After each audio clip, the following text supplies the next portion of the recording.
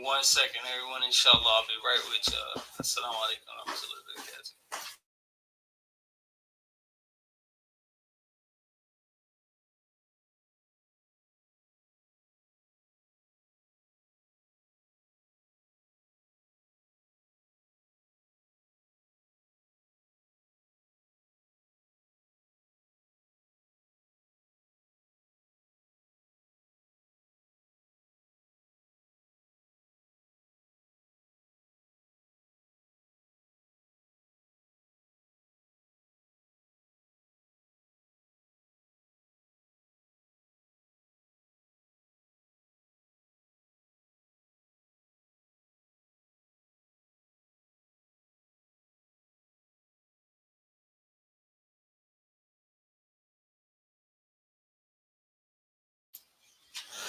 أعوذ بالله من الشيطان الرجيم بسم الله الرحمن الرحيم الحمد لله رب العالمين والصلاة والسلام على رسول الله صلى الله عليه وسلم رضي الله تعالى عنه وسدد التابعين وعلماء عاملين وآئمة أربع مجتهدين ومقلديهم إلى يوم الدين وبعد السلام عليكم ورحمة الله تعالى وبركاته. Alhamdulillah, welcome to another episode of the Soullutionz podcast. And I myself, the host, Khalil Abdullahi, Imam Muhammad Abdullah Ameen, and our Sheikh of our Sheikh, Brother Saleh Abdul Mujeeb. Alhamdulillah. Today's topic was something that requires some deep thought, and hopefully that it provokes thoughts of our listening audience as well, and to take a lot of things in consideration. Is based off a discussion that myself and Brother Saleh had this week, when discussing what were we going to talk about, this week on the podcast. And we were looking to discuss and discussing the future along with the past and the present of Islam for us here in America. It seems that, in short, if this conversation was to end in like 10 minutes, in short, in very simplistic knowledge, language, I should say, our I don't think that every Muslim is thinking of not just themselves but also the community. I think everyone is more so on a personal level. I think the concept of Jamaat community building, you know, revitalization, of the concept of family and community has escaped us. I think that also the idea and the concepts of knowledge and Islamic knowledge and spreading the knowledge, things of that nature.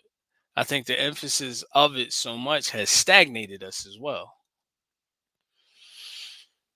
The stagnation comes from in the with regards to knowledge. Walaikum salam rahmatullahi wa barakatuh.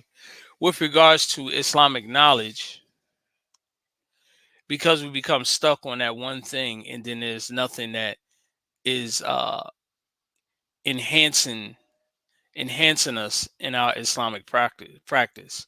Everything becomes only cerebral. There's no actual physical practice. It's just become more so of a thing of just merely quoting, right? Where you need the concept of building, but in order to build, you got to have a plan as well. And if you turn your attention back to the Sirah, the biography of the Prophet Muhammad sallallahu alaihi wasallam, and when you deal with the Prophet sallallahu alaihi wasallam in the biography, one thing you'll see about it is that you see that there was a concept of building, because if they shared the same ideas and the same ideology, they kept one another, frequented one another's company, and they weren't stingy with the knowledge, they also shared the knowledge as well. Meaning that they would go and, when they found this thing, they latched on to this Islam, they would take it to the person that was closest to them, right? They wouldn't just let the water stop or let Islam stop with them, but rather they would take it to the next person closest to them. Also, when they found Islam, they tried to practice it to the best of their ability. And best of their ability is one putting one effort into putting in, the Islam. The next thing is that you always found them constantly reviewing and reading of the Quran versus claiming the Quran. And when they studied the Quran, it was to implement it within one own self. So there's many generations passed down of Islam in societies where people they establish the madrasa. And madrasa is very paramount to community life, meaning the education system. What's next that's very paramount to the community, aside from the families and the education, is also the masajid praying, right? Once one embraces Islam, like the Prophet Sallallahu Alaihi Wasallam, he mentioned that Islam is built upon five. Buni al Islam al khamsa. Islam is built upon five pillars, right? It's the Shahada, where you declare that there's no God except Allah, and that Muhammad Sallallahu Alaihi Wasallam is the final messenger and prophet, right? Waqimus salah, and then you establish the prayer. And throughout the Quran, and when you read the Quran, Allah Ta'ala tells you not only just to establish the prayer, but also pray with those, who are bowing and prostrating, right? This is in the Quran. So, you have this as well. And so sometimes what you'll find is that our uh company that we keep and frequent who the people who we frequent aren't always amongst those who pray and make sujood, right? So, you have to begin to establish that enclave. I say it all the time, constantly, is that you have to establish that. And usually that's established with the family, right? That's usually the first play, the first line, the front line of establishment is with the family. Now, in the past, when I was younger, we always talked about having this dawah program, and it was always about setting up stages, lights, camera, action, and always talking to non-Muslims and etc. etc. But the reality is this: your entire life is going to be centered around dawah. You're always going to be teaching someone. You're always going to be calling someone to the path of Allah Subhanahu wa Taala. It's never going to stop. It's never going to stop.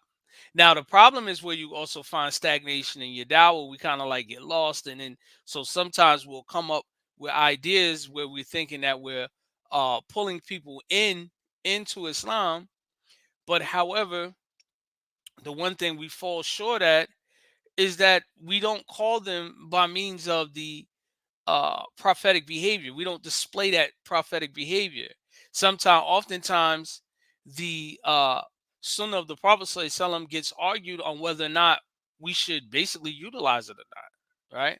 It becomes one of those things of debate. Right? And so then people feel like, yo, this program will work better for us because we're in America and et cetera, et cetera. And then sometimes what you find out is that those are the beginning. That's the beginning of our failure, right? Like I remember many many years ago, and a lot of people today actually celebrate non-Muslim holidays in the name of dawah. Okay, and it's come back from years ago, like, yo, these are the days when all our family come around and et cetera, et cetera. And and it's the time we can give dawah, but most of the time when you're there, all you're doing is basically just eating and enjoying each other's company, sitting around, intoxicants, sitting around the table with pork and things of that nature, in the name of I'm giving dawah, right? And so and it hasn't been a whole lot of it hasn't been that effective as a dawah program. And so we use those particular holidays, right? And so then you'll find the focus of the Muslims being shifted from calling people to the worship of Allah subhanahu wa ta'ala, but now becoming into debate on the legal opinion, or to practice, and integrate and create an Islam that the kuffar accepts, right? And if you read the seerah of the Prophet sallallahu alaihi wasallam, that's one thing that you'll see, within Islam. The Prophet sallallahu alaihi wasallam did not cater to the non-Muslim, especially if it would cause you to disobey Allah subhanahu wa ta'ala, or even infringe or even come close to an infraction. You remember the Quraysh, they invited the Prophet sallallahu alaihi wasallam to worship Allah one year, and in the following year to worship their idols, right? And then the following year after that, they'll go back to worshiping their idols. They even invited the Prophet sallallahu alaihi wasallam, told him that they'll give him riches, they'll give him wealth, they'll give him women, they'll give him authority, and so on and so forth. And so, but today's time, we only do it for recognition and notoriety amongst the kuffar. We'll compromise all our principles, right? A lot of argumentation, disputation you find in a lot of our division is based off of us, you know, trying to argue these particular points. And even when those arguments die down, there's always somebody that will come and resurrect them and make people draw sides, right?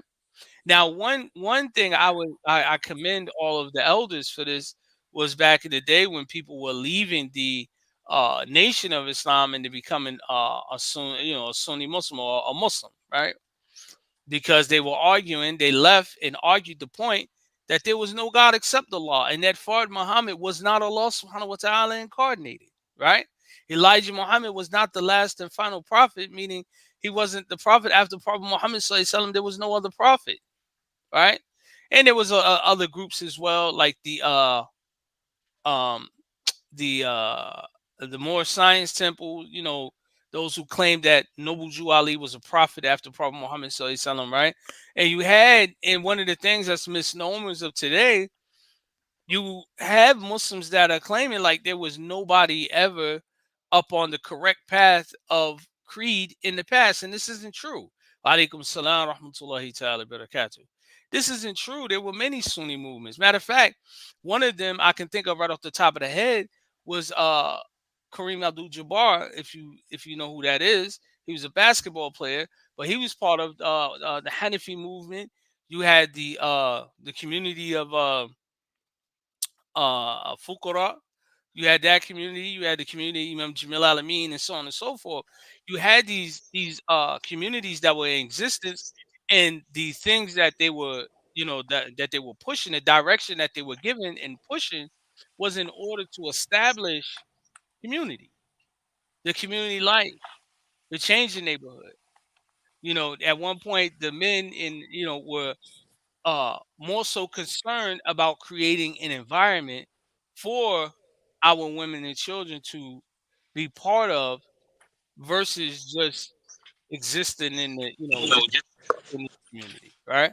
We created those environments. It was never like an environment, where the person was satisfied, like today, where we're kind of quiet. You know what I mean?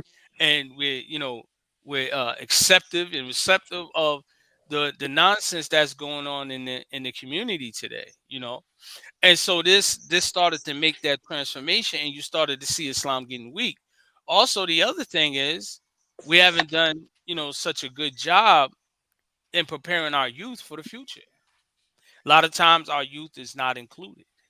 A lot of times our youth aren't being educated. We'll spend a lot of our time educating ourselves, but when it comes to our women and children, when it comes to our women and children, they're lacking education. And so then what happens if you leave them uneducated, then they're going to take on whatever the society is pushing on television, right?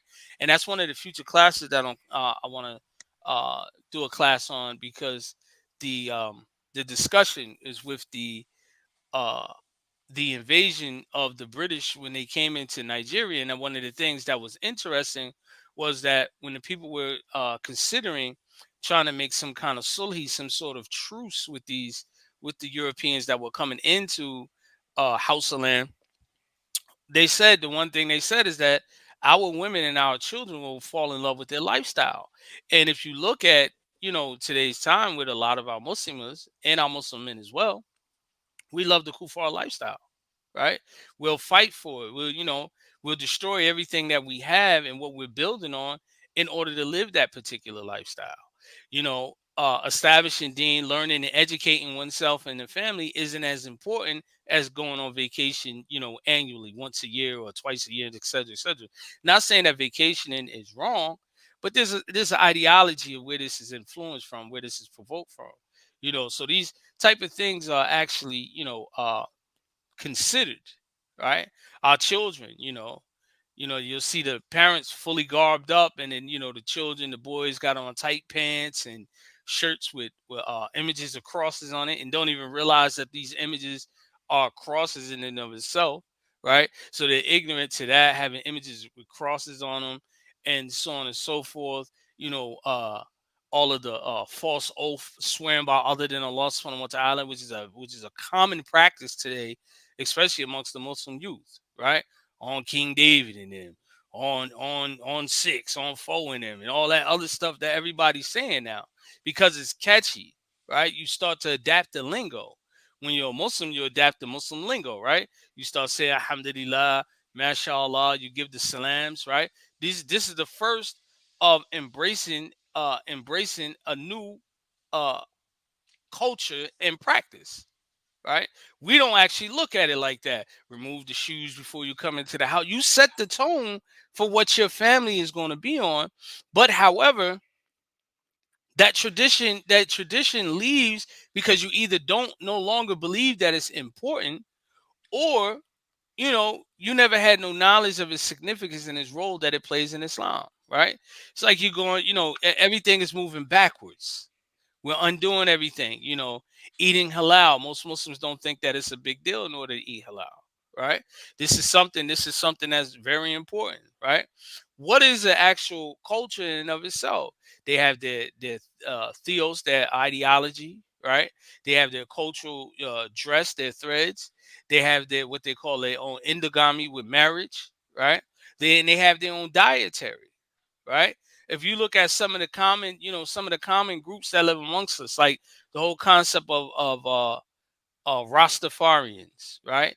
They have their own belief. Their belief and their political ideology is all associated and centered around the whole concept of Jah being their God, right? They have their own hair, their own style of dress. They wrap the head garb, wear the dashiki, and the other thing is that they smoke weed, right? you know, and they have their own dietary. Most of them don't eat any type of meat, right? So therefore, you find all of these things, playing a part, and as far as their relationship wise, I don't know much about their relationship, whether they practice plural marriage or not. But when you have all of these things that come into play, you have your own culture, you have your own ideology, and that's what your identifying marker. So now you build your family based off of that. Everything else, as far as historical aspect and things of that nature, you know, that's the thing where you have to tie that in. And sometimes, historians, they exaggerate and lie, right? If you look at now what is the modern day map or the modern day globe, is re-imaged in order to give white supremacy more, is narrated behind giving more of a white supremacist name of the country. They renamed them and gave a new history and so on and so forth. And if you were a hero, you can easily get etched out of history, right? So all of these things play a part in shifting the dynamics. All these things play a part. So as far as the future, how does the future, with regards to Islam, how do you establish that? You have to establish the same thing. Do it the same way that you've seen the Prophet Muhammad sallallahu alaihi wasallam do it. right? I'm gonna stop. I'm gonna let Muhammad come on, inshallah. Cause we're going, go a little further. I'm gonna, get a little bit more and elaborate, inshallah. And let's Saleh and everybody come on, inshallah. Assalamu alaikum, brothers. Alhamdulillah. Wa alaikum salam wa rahmatullahi wa barakatuh. What is the topic? Topic, I don't know. Future, present, current, past, about Past, Islam. present, and Yeah. future. Nah. That's So fine. we call it Freestyle. episode one.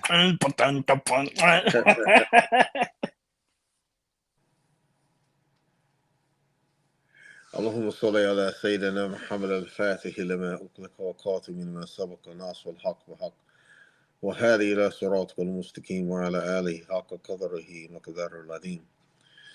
بسم الله الرحمن الرحيم. صلى الله على سيدنا محمد وعلى آله وصحبه وسلم تسليما. الحمد لله رب العالمين. أفضل الصلاة وتم تسليما على سيدنا محمد وعلى آله وصحبه أجمعين.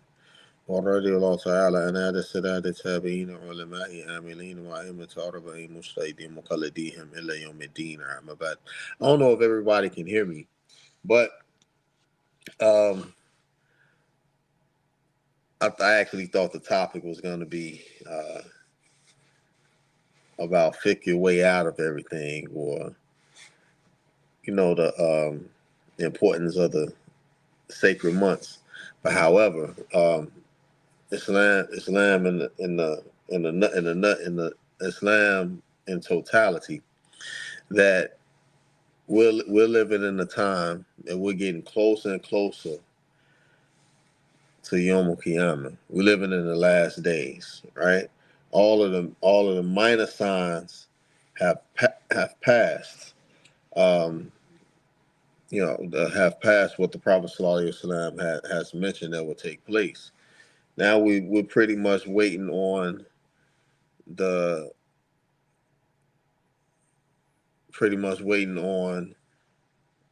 advent of Imam Mahdi, Isa ibn Maryam, and then the Dajjal, right? And then the sun rising in the west, which, from my understanding, I don't think any Muslims is going to witness or be living when the sun rises in the west and set in the east.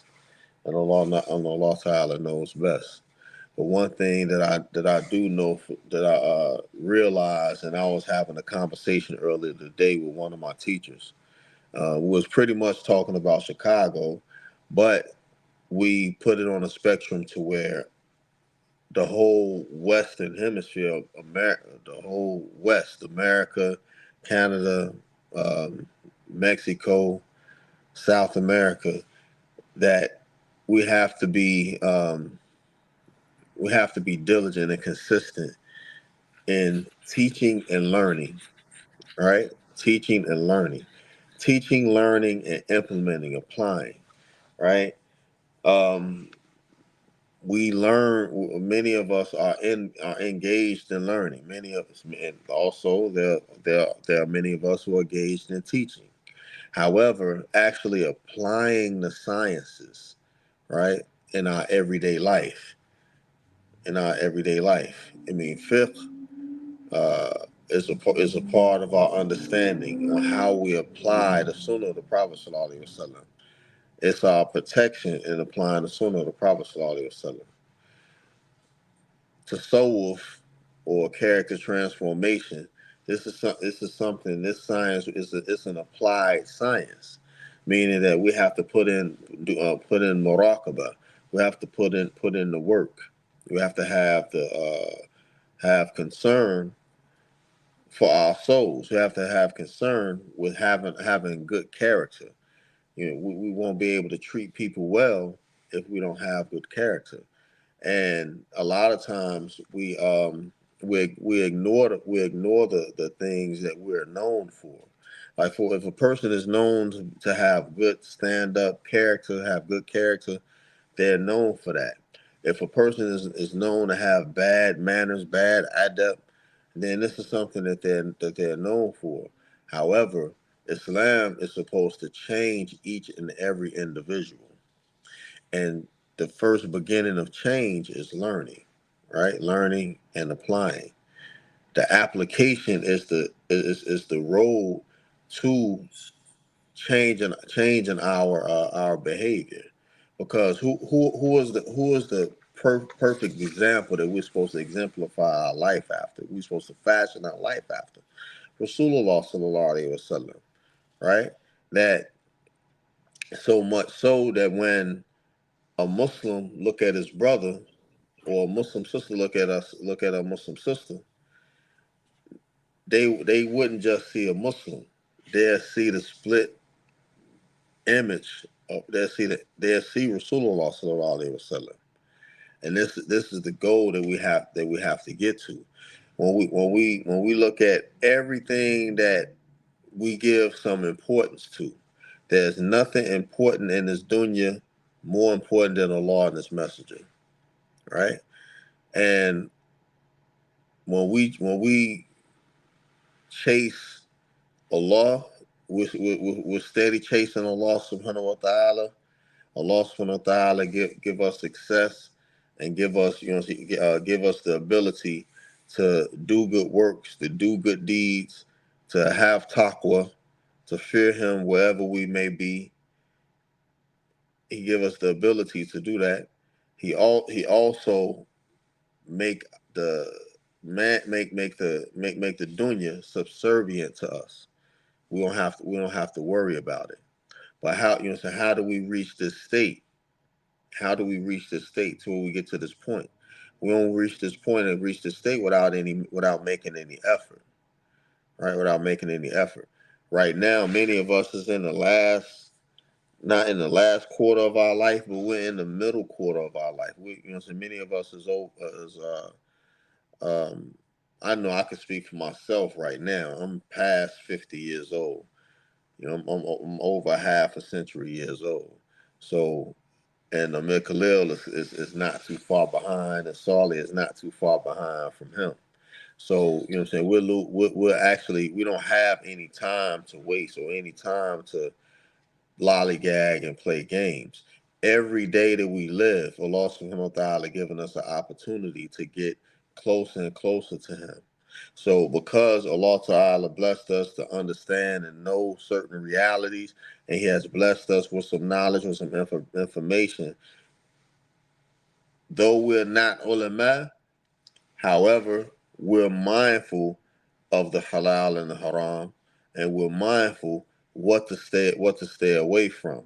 Like right now, at the moment when we speak, we're in Dhul Qa'dah. Dhul Qa'dah, Dhul Hijjah, and Muharram are the three sacred months that are right after each other. Right now, what's the significance of these sacred months? That these sacred months is the months to where every sayyat, every sin is double, right? So when you commit a sin, that sin is worth double. But when we commit good deeds, when we make good deeds, do good deeds, them good deeds are multiplied 10 to 700 times. 10, 70 to 700 times. So what should be our main focus?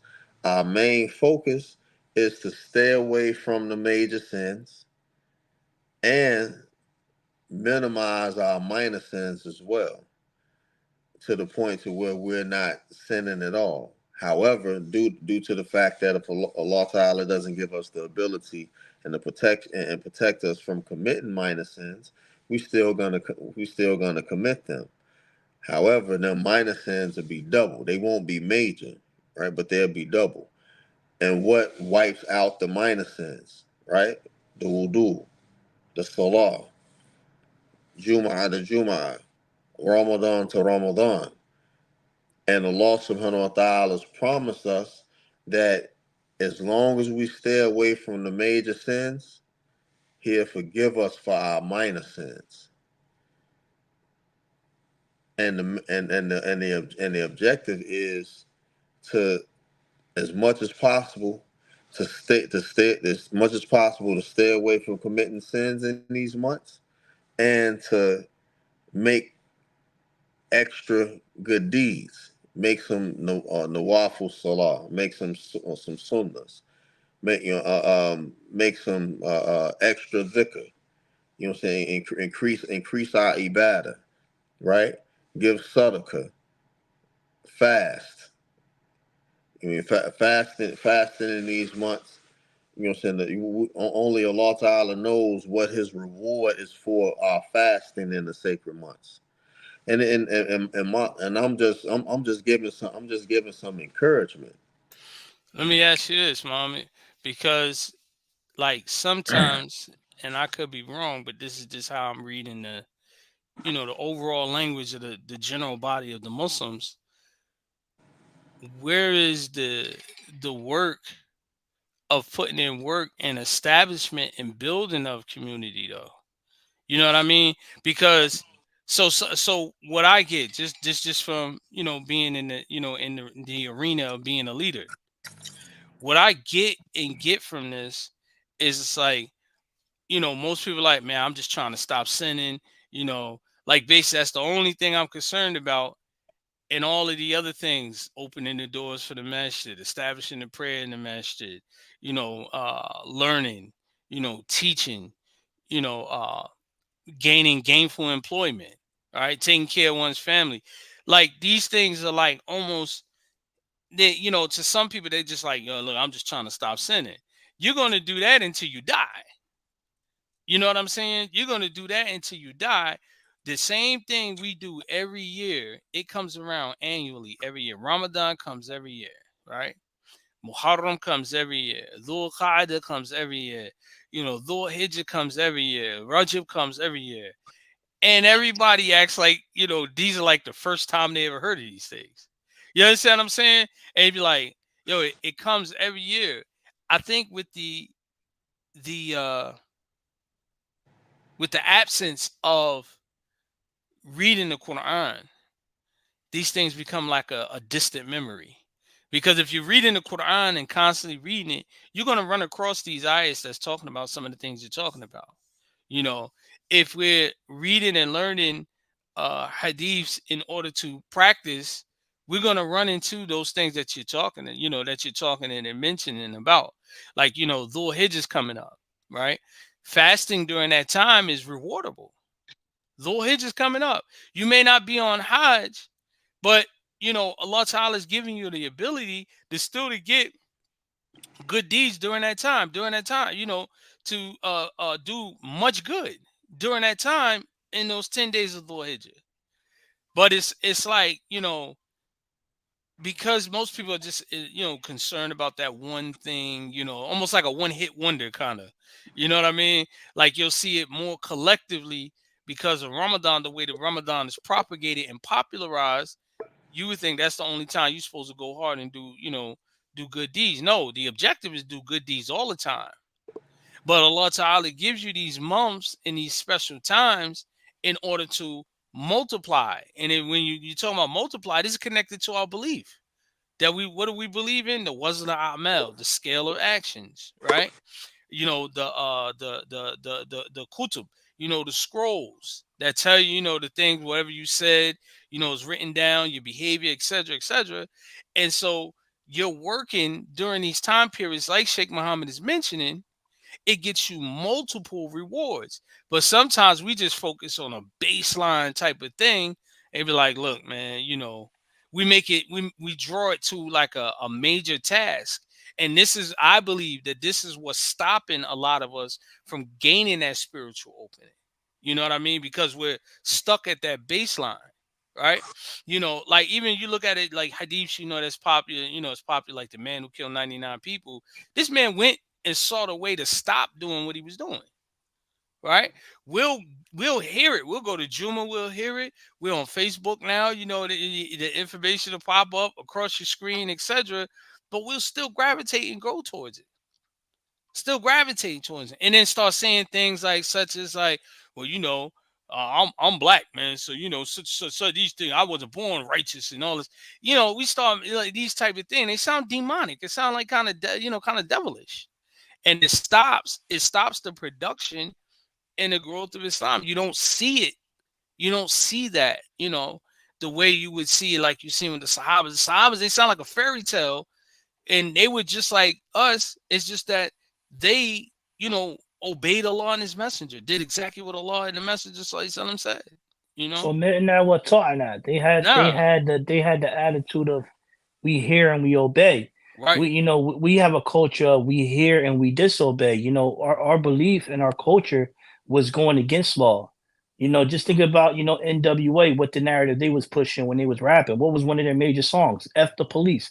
What is the police? Authority. mm-hmm. So our culture and here in the West is disobey authority, no matter who it comes from.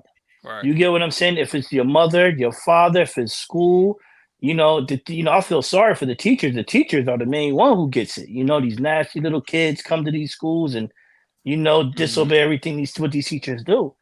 Right, So normally, what it comes from, Imam Khalil, is just that the belief system that we was brought up in was just disobey authority, no matter whom it comes from.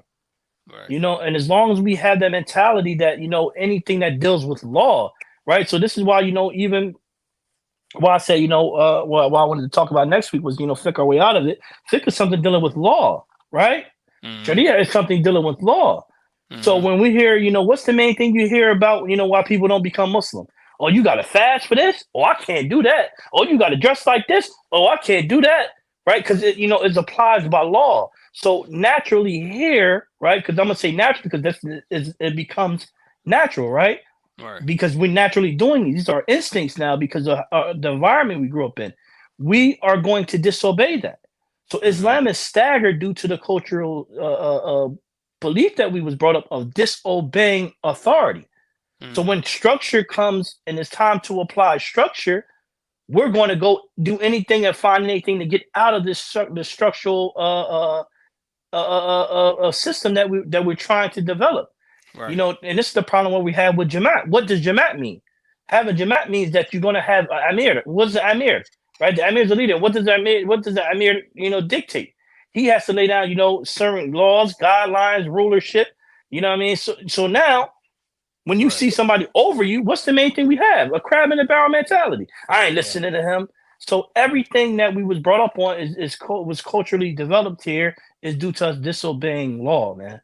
And I think mm-hmm. that's going to keep us staggered because we don't know how to follow anything that is productive.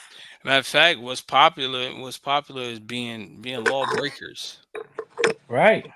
Hmm. Anarchy. Every even every content has intent. Right? You watch movies like Aladdin. Aladdin teaches you to break tradition. You know what I mean? Princess Jasmine was she married against the wishes of her parents. Didn't go after the tradition. So it does promote anarchy. That's the word I was thinking of. To go against things. Even our family life. Even our family life. Anytime you have a man and exercise authority in the family, it gets challenged. It gets dismissed, overlooked. Right?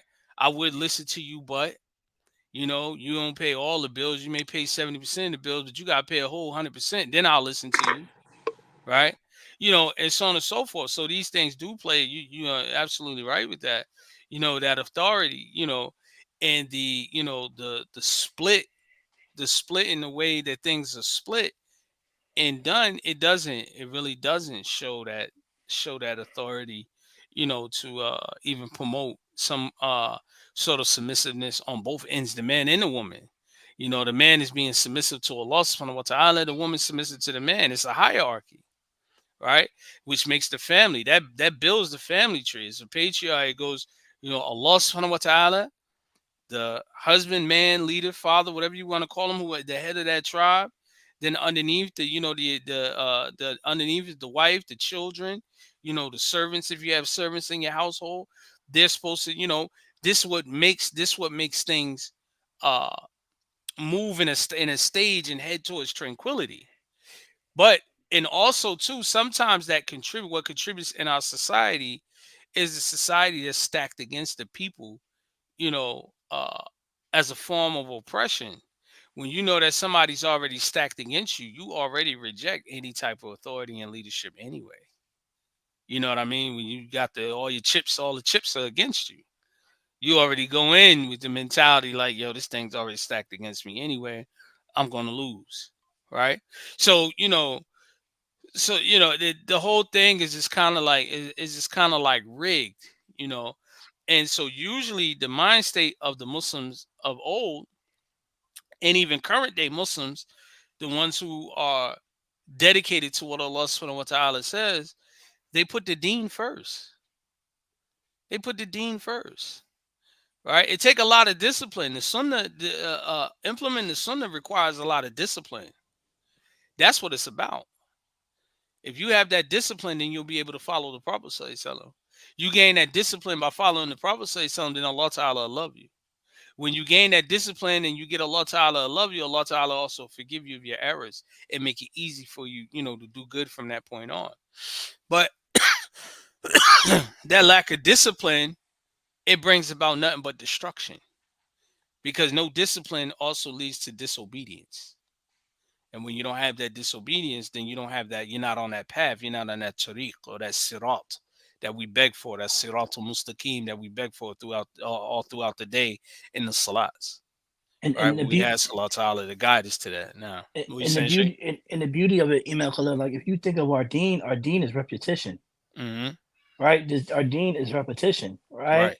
You Mm-hmm. know, if you think how many salats we pray, right? Right. We pray 5 times a day, let alone, and that's just the farther, that's the obligation. But then we have Mm-hmm. sunnahs, and this is every day. So every day becomes repetition, which does, it makes the path to Jannah easy. When you do something all the time, it becomes easy, through the Mm-hmm. will of Allah subhanahu wa ta'ala. So our Nah. whole deen is repetition, Mm-hmm. right? The thing is, though, as you said, is discipline, right? Everything deals with discipline, right? Mm-hmm. You get up and go to the gym. The person who goes to the gym all the time, what do they normally say? Oh, he's disciplined, man. He going to the gym. He doing that. Mm-hmm. You know, Mm-hmm. you're building yourself up to do these type of things. Mm-hmm. Again, it goes back to what you said, Imam Khalil. We lack discipline because we don't have anything that's repetitive here. Right. Repetitive in the West is bad behavior. Right. You get shunned doing something good or doing what's not norm, Right. right? This is the only place now where you're labeled as a cornball if you're not partying. Oh, you don't smoke, you don't drink, you don't get Right. high, you don't pop pills, you don't drink lean. Right. Oh, he's weird. Mm-hmm. It's even to the point now. Oh, you got a job? you, you, Calvin. you ain't scamming. You know what I He'll mean? go back to Calvin days. Calvin got a job, y'all. You whack. You're whack. So discipline is not the norm here. Doing what you want to do, as we say, the land of the free is what we see now. Mm. This is what we see now. It's creating easy times, which was creating weak people. Right. You know what I mean? Like you just think about, even think about it. Like just think if everything cut off. How many of us know how to know anything about agriculture? Right. You know Well, any of us? many of us aren't even thinking of that. If you ask most people nowadays, where does food come from? They think the supermarket. Even adults. I know how to grow some tomatoes and some onions and bell peppers and greens, collard Might be greens, might be one out of the few. But greens, you know what? That's something. That's something though. purple We need hull to peas. get back into. We need to get back into that and start teaching those type of things. Learning how to hunt. Hunt. Forgive me, and going into the woods and learning how to read. How just in case we got to get out of Dodge. You know what I mean? Or if anything does happen, do we know how? If we have to live in the woods, do we know how to navigate? You know what I Right. mean? Right. At least alhamdulillah, I know about weaponry. You know what I mean? So I'll be the weapon guy. You tell me this, so we can get this done. Right. But what do we offer outside of that? You know what I mean? Right. What is our, again, as you said, are we disciplined enough to to be able to build these things, and not alone just us, and put it in our children. Because we're in a generation now where a lot of the kids, they don't know how to cook. They can't do anything if their life dependent on it. Yeah. Well, they've been not being able to boil water, bro. And then on top of that too, a lot of times because everybody watch so many cooking shows, food now we cook food for our pleasure, which we make that more important than the actual health in and of itself. And so a lot of these processed foods and things that we're eating is destroying us. You know what I'm saying? It's tearing us up from the inside. you know. And so, and then things is injected with all these hormones and all the, all this stuff. And so then you have, like the high, the emotional state that people are going through, the mental state, the up and down, the anxiety. You are what you eat. That food you put in you plays a part in your body. The bioengineered food now, and so on and so forth. So yeah, these things play a major part where you eating and you don't care about what you eating. No discipline. Uh,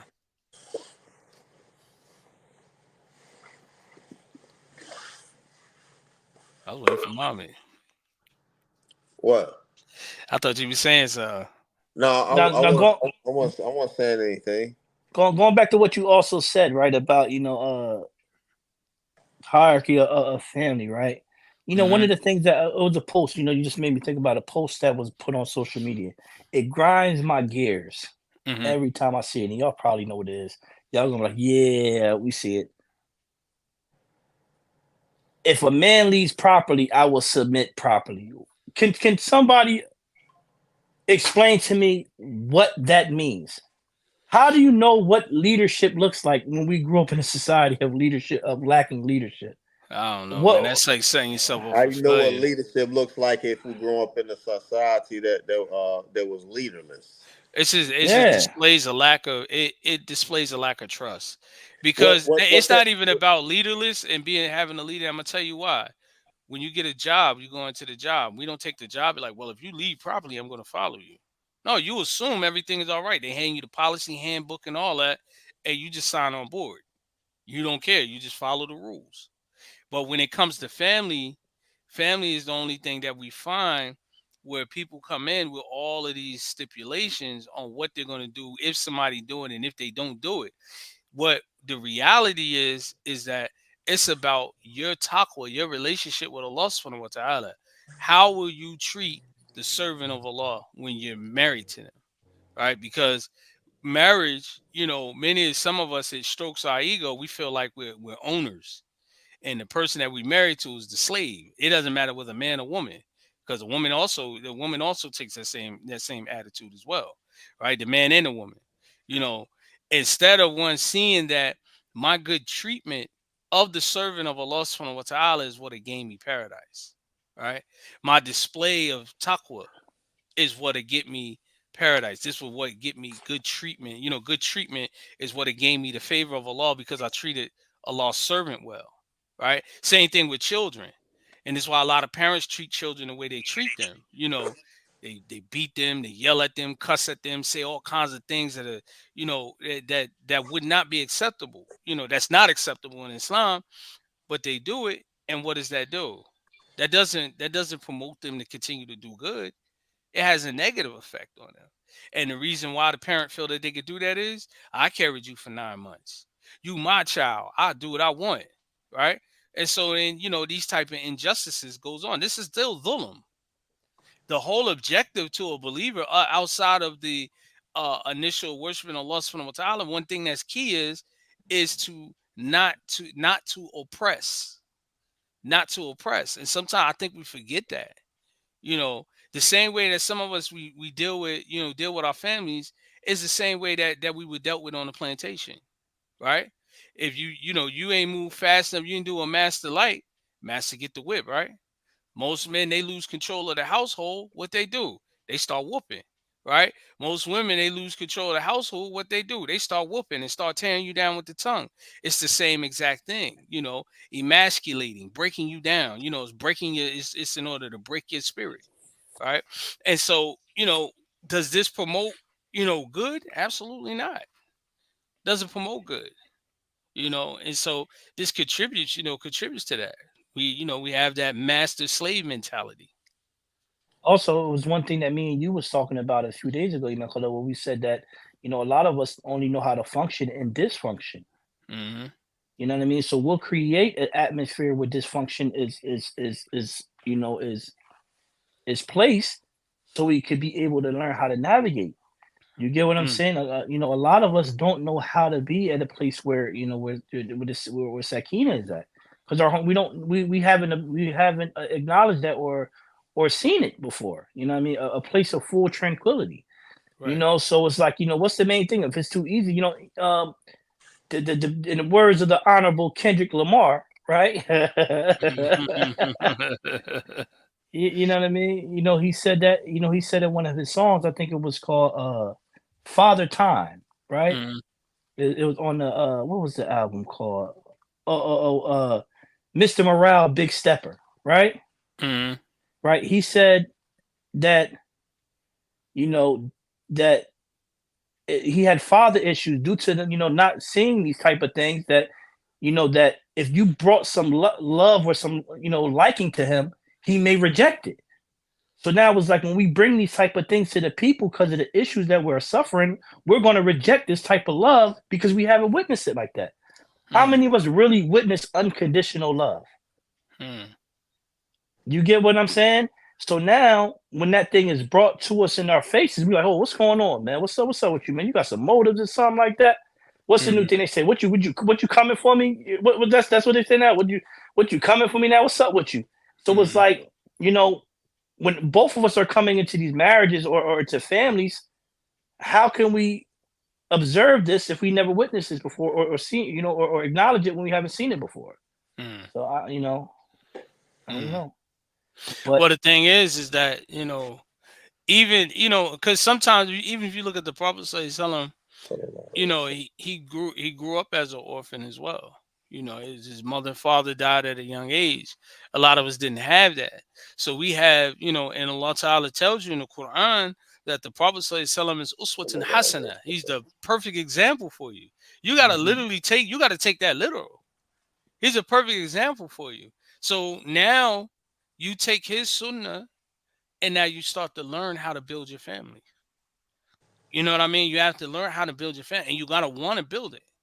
Oftentimes, because of there's so much stigma that we develop in our deen, that if you talk about sunnah, people assume you're a Wahhabi, right? If you talk about fiqh, people are like, oh man, these guys, they blind followers of all these madhabs and so on and so forth, right? You know, all of these things. Sometimes the problem be is that whatever masjid you go to, whatever Jama'ah you part of, usually they're like one trick ponies. They have one thing that they're known for, and that's the only thing the only thing they drill in your mind, almost like cultish, like, you know what I mean. But when you want Islam, you learn it as a whole, a totality, a holistic approach. You don't learn it in one compartmental type, and be stuck on that one thing. You learn it as a whole. You know, Slaughtering is a sunnah, right? Slaughtering your animals, right? And it goes back to what we talk about, like survival, right? Planting, agriculture, right? That's a sunnah. So none of us should be comfortable constantly being like the supermarket slaves. At some point in life, we should at least, at minimum, learn agriculture and maybe even support people in the community that know how to do the agricultural things, right? We can't keep having this conspiracy mind type of mind. Oh, this is what do you call it, what's that, GMO, and this is GMO and that's GMO, but you ain't doing nothing to change it, and you just eating the GMO, complaining about it, but you're still eating it. Meanwhile, while you talking about GMO, you got Oreos in your hand. Like, yeah, man, we gotta watch what we eat, man. That GMO stuff, and you tearing the daggone Oreos down. You know what I mean? So it's like it's almost like we're like a walking contradiction because of our lack of knowledge and engaging. We don't want to know anything past the surface. If we can't sum it up in 2 words, I don't want it. And so that's killing you. Some of us have comprehension problems. You know what I'm saying? And the only thing you can do in order to increase comprehension is learn. There's no other method other than that. Take a dictionary, get down with the dictionary, read, have a discussion on the issue, right? Because sometimes talking about a thing will also give you an understanding. This is why we have these topics on our podcast, right? There's only two things when you're making content that make you a good content creator. Number one is either you're entertaining or you're informative. If you're not being informative or entertaining, you might as well just get off the internet. Yeah. You're not doing nobody no service. You know what I'm saying? Entertaining, with Islam, we can't really get that far in the entertaining because you lose the seriousness behind what you're trying to say. So it's definitely about information with Muslims. You know what I mean? So this the thing, and this is something that we have to keep in mind, especially with this whole cyber. That's what I call it, cyber dawah now, right? When you're on the internet, and a lot of times the most watched videos are the ones that's surrounded behind controversy. When it's centered around controversy, everybody and their mother will be on there, right? But if it ain't centered around controversy, you get your 10, 20, viewers. It take you forever to get up, to get your subscription up, you know. Oh, y'all didn't like what the Sheikh said, so we ain't watching you today, right? And so on and so forth. So, this is what we're living in because you're dealing with the whole cyber dawah. These things are life. You need these things are life skills, you know. Let's see here. What we got here?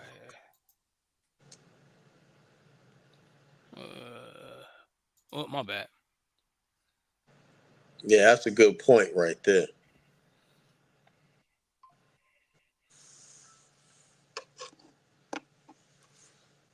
More Guardian yeah, requires the same absolutely. traits as many of the most formative spiritual practices: patience, attentiveness, diligence, self-control, and in turn cultivates as in us many of the postures that draw us closer to the divine, including mindfulness, Nah, creativity, and curiosity. That's nah. good. You're right. So when we think of the salat, right, Allah subhanahu wa ta'ala said a comment to salat, right? That means to like call to establish, right? Establish is like protecting it. You get what I'm saying? What's another word I'm looking for? Like, Knowing those prerequisites to it, what makes it valid. You yeah, know what I you know what I mean? mean? What So yeah, yeah, what the one of Have, the have, one of the have, first things establishment of prayer is wudu, tahara. yeah. exactly. So these are the things, so this is why Allah subhanahu wa ta'ala said, to establish the salat. So you're absolutely right, and again, it's our religion is repetition. It's repetition, and it's all these things, and one of the things we lack are these type of things. We're like we're like rapper Arabs, like hip hop Arabs. I mean, we come and we go. Oh, I'm out of here. I'm about to what we say. I'm about to spin off. We hear one play. We like gypsies.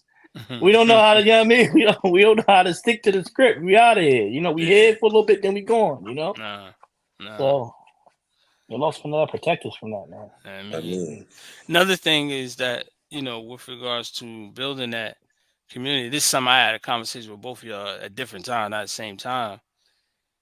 The reason why you don't have the concept of Jamaat no more is because most people used to be part of a community because they were dependent. They needed something, right?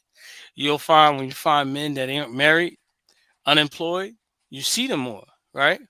You see them, they rolling with the imam. I'm on sutra imam, etc., etc. But once they become independent, they have no need for you. So it's either they outgrew you and they found something else, or they, whatever that thing is that they were dependent for, you know, now they became independent, right? So this lacks what? Sincerity, integrity. All right.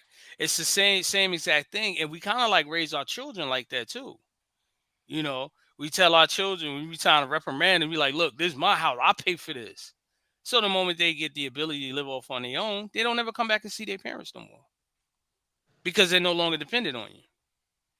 Because the whole time we were preaching and advocating that your relationship, your humility and fortitude to me is based on the fact that you need me.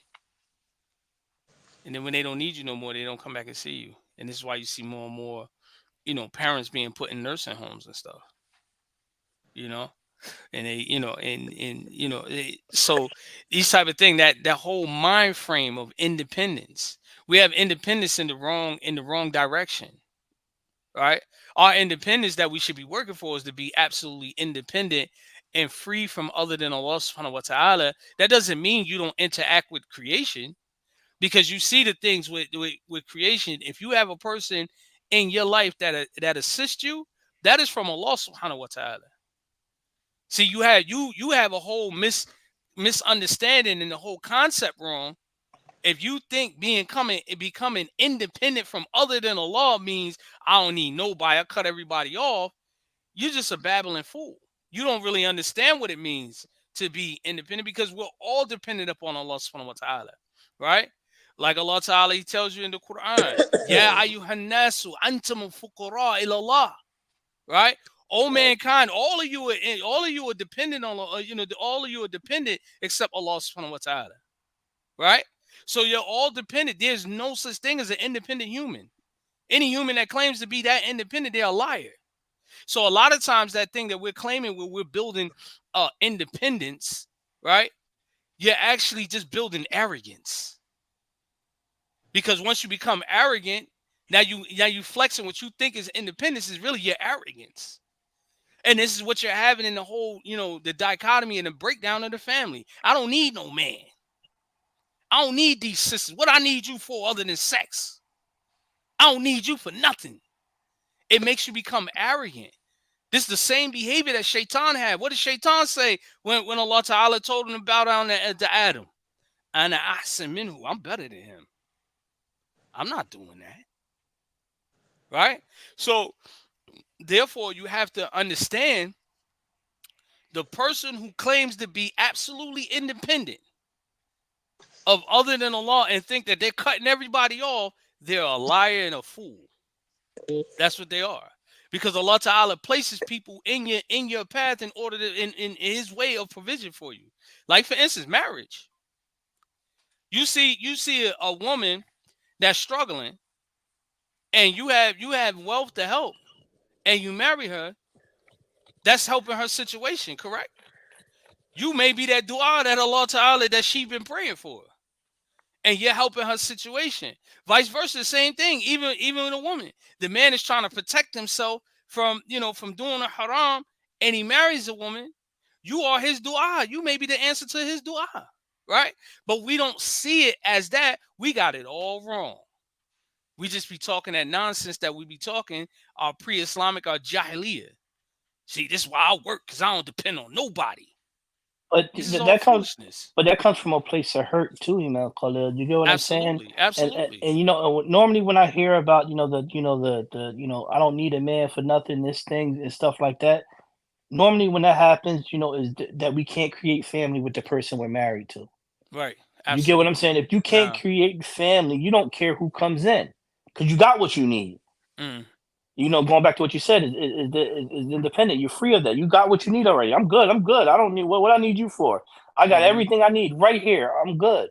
But when you're trying to create something, you these things, these aren't in our, in our vocabulary. Mm. You know what I mean? If you Imam Khalil, just an example, you want 10 kids, are you going to say I don't want to marry? No. Right. You're not going to say that. You know what I mean? You're not. That's not in your definition. I mean, that's not in your vocabulary, because you need these things to create. What you're looking for. No. So now is that we feel as though we're in positions now where we can feel independent, but not knowing that all this stuff is given from Allah Subhanahu wa Taala. It can be taken away. It can be taken away. And a lot of times, I don't think we put enough emphasis on that. The same thing that Allah Ta'ala is giving you, it can be taken away. You can lose it. You can absolutely lose it. But that whole independent mind state, I'm just going to be independent from everybody, and I'm staying away. This is why I don't come to the masjid and all that stuff is all hogwash. You got to be a fool to think like that. You need people. Allah puts you in position to gain benefit from people. Did or did not the Prophet ﷺ say that a person who feeds a fasting person is just like they fasted too? Mm-hmm. That's giving you good. Allah Ta'ala created a reason, a reason or a deed for you to do. That person's fasting, you feed them. You're encouraged to feed people. You're encouraged to feed the poor. But that's what I was saying. This is one of our obligations. Right. The zakat is the pure. By you doing this, you're purifying your wealth. Absolutely. Means zakat means purification. You're purifying your wealth by giving this to help others. No. You get what I'm saying? So it's like, it go back to, what the Prophet said. What? These are based upon intentions. What is our intentions? what are we doing anything for anymore? It's like we're going with the wind. We're like what Michael Jackson said in that I'm talking to the man in the mirror. They go Right. where the wind go. Wherever the wind go, that's where they go. Right. You know what I mean? We're lost souls, man. We're lost, right? And we're going to continue to be lost until we Mm. start, being people of khair. Mm. And that's another thing we lack. We lack we lack the action of doing good. Uh, I mean, how many of us offer dua for others? exactly. And knowing that that dua that you make for that person that's absent, the angels say Ameen, and the same for you. Yep. Yep. We used to do this thing in the masjid, right? And we used to always make dua for one another. So a brother be like, "Look, Sheikh, make dua for me." I'll be like, "Yo, you know what? Y'all single brothers get together and make dua for each other." And he'd be like, "Wow, well, the hadith, the Prophet says mentioned about the person who makes dua for a person that's absent. The angels say Ameen, and the same for you, right? So you want a wife, he want a wife too. Y'all make dua for each other, right? And brothers used to actually, would practice that. You know, this is the aspect that we're losing, in the deen. That's the aspect we're losing. It's almost like we became to the point if you can't touch it, you don't believe it exists. So, what's this comment here? Most of our problems begin in the heart. This is why if you read most of the books are hadith, towards the end of each collection, primary focus is on the heart.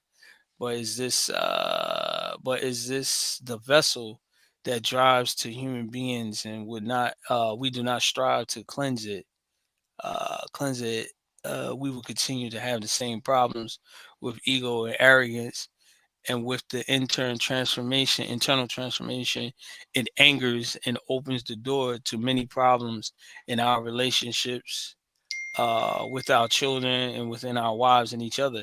Absolutely, the heart has to be. That's something that you see. The one thing that you understand about the heart, it's a constant focus. It's not just a one hit, like a one hit thing. Qalb is something that's constantly turning. It's a vessel that's always turning, right? And you that's why you're always constantly praying. That Allah Taala keep your heart on that path. You know, and just like the Prophet Sallallahu mentioned that there's a time where people will go to bed a believer and wake up a disbeliever, right? And go to bed a disbeliever and wake up a believer, right? And this is constant because the heart is always on the move. And sometimes with a person, and if they don't understand those matters pertaining to the heart, you may leave from doing certain outward sins, but internally you become like, your ego become bigger than the sky, right? And that destroys you. It probably destroys you far worse than you committing zina, because now you're becoming proud, and full of yourself, you know.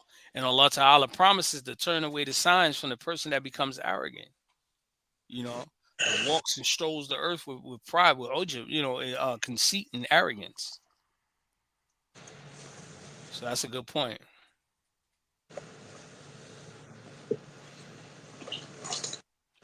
Abu Muhammad, you got anything to say? Uh, Or we could route because we all got work in the morning. no, it was quite a few things that was already touched on Hmm. that I was gonna say. Like, we was talking about the Salah, establishing the Salah. The last class, this past Thursday's class was on the Salah, and see the Sheikh we had, he has like some jewels, a whole lot of jewels in that section. Um, whole lot of jewels in that section. I mean that the salah is your connection to the salah is your connection to Allah Subhanahu wa Taala. That you have like you offer the prayer to Allah Subhanahu wa Taala as though you having a love affair with Allah Subhanahu wa Taala. I'm just paraphrasing.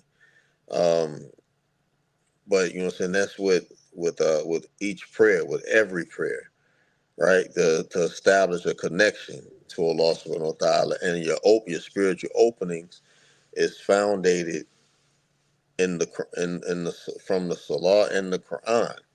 We recite the Quran in our prayer, right? So having a having a connection with the Quran and having a connection with the Salah builds our connection with Allah subhanahu wa ta'ala. You know, so um, spiritual openings come through doing that work, right? And we have to be consistent. The Prophet Sallallahu Alaihi Wasallam said one of the acts that Allah Ta'ala loves is an act that is done consistently, even if it's done but a little, right? Even if it's done but a little. Allah Ta'ala loves these actions. You know what I'm saying? So we have to like even with the dhikr. I remember when I was first doing the Ismul Azam, the Ismul Azam of Ya Latif, right? The numeric value of Al Latif, Ya Latif is 129, right? So the uh, Latifia Dhikr, we do Ya Latif 1,000 times, right?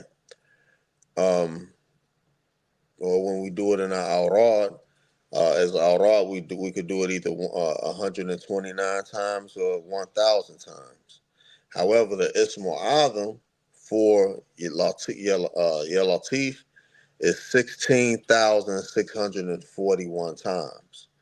I remember, and the best time to do that Ismul Azam is on Thursday, right? On Thursday when see where you fasting Monday and Thursday, and you do this Awrad on Thursday between soup and Dhur. When I remember the first time I did that Ismul Azam, I started right after I finished my all of my awrad for after soup, and instead of doing 1,000 Ya Latif, which is my general weird after soup and after Maghrib, or after soup and after Asr, I will I started doing the Ismul Azam, and it took me like 6 hours, like 6 straight hours. It took me six almost 7 hours to do.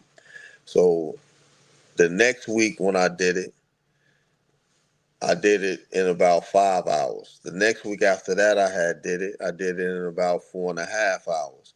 So all the way into every week, it became shorter and shorter, to the point to where the final week, every week after that, I was doing it within 2 hours, 16,641. What happens is that Allah subhanahu wa ta'ala puts barakah in your time. He puts barakah in your time, so that when you're doing a work this big, he shortens the time. So he shortens the time that it takes you to do it. So that means that he has made your tongue light as a feather, right? In reciting reciting this Islam album.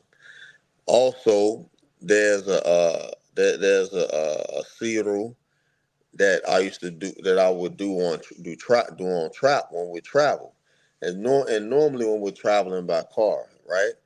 And it's the siru is 1350. Hasbunallah wa ni'mal wakil, right? That doing this awrad, it makes, even though the distance is long, it will make the trip feel like it was shorter. Like, I think when we had drove to Chicago in like 10 and a half, 11 hours. It didn't even seem that long, because when we got to Chicago, we wasn't even really tired, right? We wasn't really tired at all. I think once we got there, before we got the Airbnb, we went straight up to Devon, to what's that, Nawaz, the Nawaz, I forget the Garba Nawaz, Yeah, You got yeah, some, yeah, yeah. you got some Indian food from the north side. You know, so we had totally passed the one on 12th Street on Roosevelt. Yeah, because when we was there last year, we went to the one on Roosevelt. You know what I'm saying? But this one, we had drove up to the north side, and then after we had got our food, we had to drive all the way to the west side. I don't think we got tired until we got to where we was gonna lay down at. So we got to the Airbnb. You know what I'm saying? So the whole time I was making this dhikr, whether I was driving, and I think I drove almost all the way there. Me and Amir Khalil, we had switched up, and he had took the wheel in South Bend. He had took the wheel in South Bend, Indiana, and then we drove. He drove the rest of the way. Man, Khalil, I All don't know how you did that, man. Because you know Abu Muhammad be sleep driving, man. I was riding shotgun with him. yeah, I and was then up. We was up. on the way back, it was tripped out because after the program, we had went to one of the brothers' house, right? And they stayed up all night. I was knocked out Yeah, dead to the yeah. world. I was knocked out dead to the world. So Nah. when uh when everybody did finally get to sleep, and I woke up, it was time for soup. So we prayed soup, and then we got out on the road, but we went back to the west side first, and Mhm. then got on the road. We had went to the west side, then we went to Miss Biscuits to get something to eat. Oh yeah, yeah, To get something to eat, and then stopped at stopped to see my umi. yeah. Nah. I didn't get a chance to see her. Then we rolled out, got on the road. I Mhm. drove all the way until I think after we had passed Harrisburg, we had switched up in Harrisburg. Yeah. But on the way back, but you see, even though I was making the dhikr, we was also looking at the the verses, right? The verses. Big Daddy Kane and Big Daddy Verse Kane KRS and One. KRS One's Yeah, verses, yeah, and they turned the joint into the five elements of hip hop show. yeah. They had the graffiti artists, the break dancers, Yeah, yeah, MCs. yeah, yeah. You know what I mean? The Nah, that's dancers, funny. nice and smooth. You know what I mean? Uh-huh. Yeah, you know, so we was all the way up. You know, we was all the way. And Nah. at that time, we had Bubak with us. That was Uh-huh. Bubak's Bubak's opportunity. He found out how to shout out his uncle Muhammad Abdullah is. Oh man.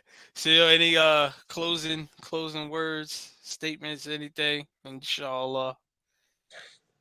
Nah, so you know what I mean. Alhamdulillah, man. I just my closing statement is that so it's a statement of encouragement. Let Nah. all us do better. Let us do better and try to assist each other in doing better and make dua for each other. That's something that we have lost. We have let go. We don't make dua for each other enough, Right. right? I mean, let's get that Torah T back rolling, inshallah. Hmm. You know Nah. what I'm saying? So My closing words is each one teach one. What you learn, make sure you spread it to your family, spread it to those closest to you, and continue, because there has to be new movement. If there's no movement, it's nothing but stagnation, you know. And when you get stagnation, it builds up and it's no good for you. So you have to keep it fluid. You have to keep it fluid, man. Whatever you learn, the Prophet ﷺ said, Baligo any walau ayat. Convey for me even if it's only one verse, right? Don't worry about all the other parameters, all those other things and parameters and things that's set up, but just having a manner. You teach what you learn, right? Don't go beyond your limits. Spread Islam like that. Put it into practice. right? And this is how you'll see it grow. With your family. Start with your family. Always start with the family, and never forget Jannah is the goal. And the true independence that we're trying to gain is the independence from the kuffar, because we're too dependent on them and their lifestyle and their ideology, their way of life, their thinking, their dress, everything that the modern day Muslim has, it goes back to the kuffar. So we want to reroute that. We want to trade it back to the Prophet Sallallahu, chain it back to Allah Subhanahu wa Ta'ala. Knowledge is so that you can get on track and gain a connection with Allah. Now, Saul, you got any closing remarks, comments, statements? I'm tired. I'm good to go, man. I ain't got nothing to say. You ain't even do the Russell Simmons, brother. Oh no, no, I'm good, man. God bless you. Good night. Yeah, we're gonna do the God, guy Russell God, Simmons, man. God bless you. Good night. Oh man, alhamdulillah, man. I'd like to thank everybody for thugging it out with us, man. Y'all been on here with us for 1 hour and 20 minutes, man. Y'all are the real Remember, MVPs. remember, share the video, share the video, share the Like it, video, share the subscription, video, like it, subscribe. subscribe to the channel, hit the notification bell. All right. Tell a Subhanaka friend to tell a Allahumma friend. Subhanaka Allahumma bihamdika ashhadu an la ilaha illa anta astaghfiruka wa atubu ilayk. Subhana rabbika rabbil izzati amma yasifun wa salamun ala mursalin. Walhamdulillahi rabbil alamin bi rahmatika ya arhamar rahim wa salatu wa salam ala rasulil kareem. Ameen. Ameen. Assalamu alaikum wa rahmatullahi ta'ala wa barakatuh. Wa alaikum Wa salam. alaikum salam wa rahmatullahi wa barakatuh.